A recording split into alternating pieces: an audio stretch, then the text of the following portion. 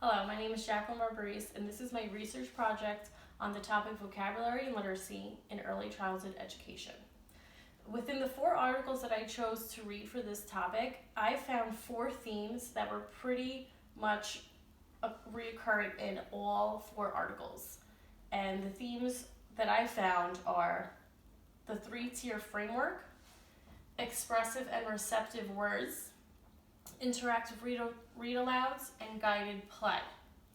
So the 3-tier framework are words that are put into 3 different tiers. Tier 1 words are high-frequency words. These are words that are known. Children easily can understand these words through pictures or through text within a story. Tier 2 words are found in read-alouds, and these read-alouds are usually above the children's reading level. And these are the instruction-driven words. These will become your vocabulary words. They are more abstract words such as courage, fearful, happy, sad. These are words that children can't see in front of them. These focus more on emotions, which is why these words should be instruction-driven.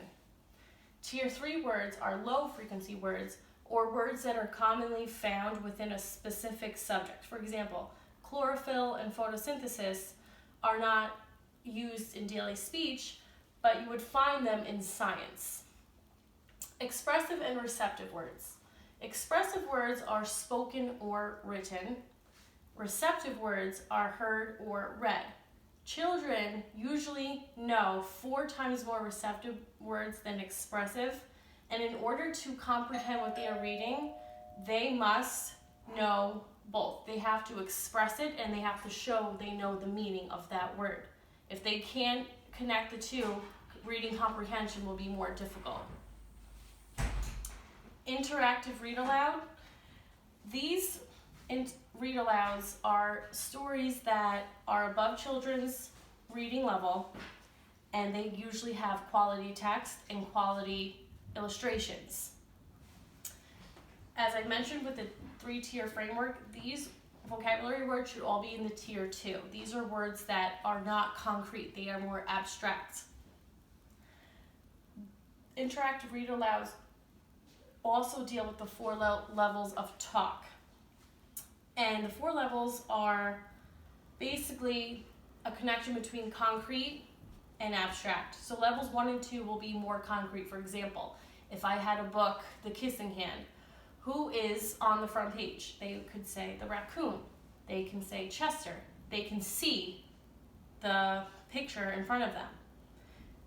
Levels 3 and 4 are more abstract. You want them to start thinking more abstractly. You want them to answer questions such as, if you were Chester, how would you feel going to school?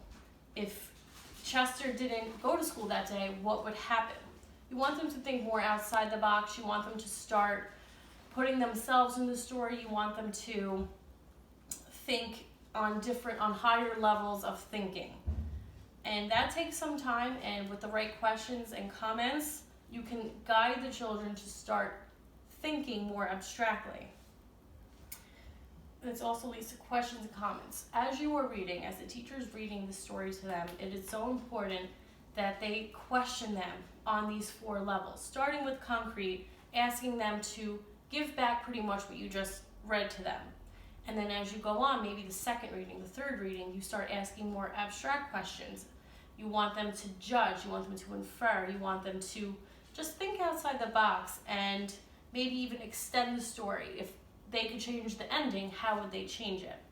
And this just gets them to comprehend better, and this also ties in with vocabulary because you're using these tier 2 words. You can encourage children to use these words as they reply to your comments or your questions, or to encourage them to ask questions using these words. And this is a great way of assessing if they can use these words correctly when they are answering your questions or commenting. And it's just a great interactive read-alouds. I do them in my classroom. I find them to be really helpful with comprehension and vocabulary. It ties it all in together. And I think this is probably the best way to teach vocabulary in the early childhood. The second best way to teach is guided play. Now, after you read the story a couple times, you can even bring out some props. For example, the kissing hand, you might want to have a raccoon to represent Chester, or heart stickers for their hands, and you can give them these props in the play center or the dramatic area and have them reenact the story. And listen as they reenact, and you'll be surprised at how much they retained from your reading when they have props and toys in front of them. Retelling. Guided play is a great way for children to retell the story in their own way, and this also leads into teaching children sequential order. And as they're retelling the story, you'll start hearing that they're using these vocabulary words in the tier 2 that were in the interactive read-alouds.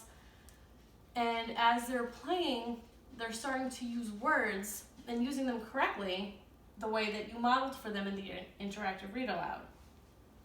Guided play, also, like I mentioned, they use tier 2 words. They start using these words in sentences, and you can assess their comprehension of these words as they play. Guided play is also a great way of extending the story. Sometimes children like to add things into the story, whether they want to change the characters' names, they want to incorporate more characters, they change the ending.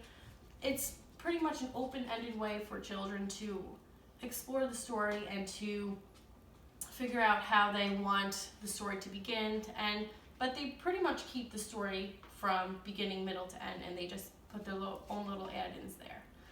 So, in conclusion, these are the 4 main themes I found with vocabulary and literacy in the early childhood education, and I think that these 4 all tie in with each other, and if teachers use all of these ideas when they are lesson planning for comprehension and vocabulary skills, they will see that when children are interactively reading and they're playing through your instruction, they will start to comprehend and use the vocabulary words that you intended them to learn.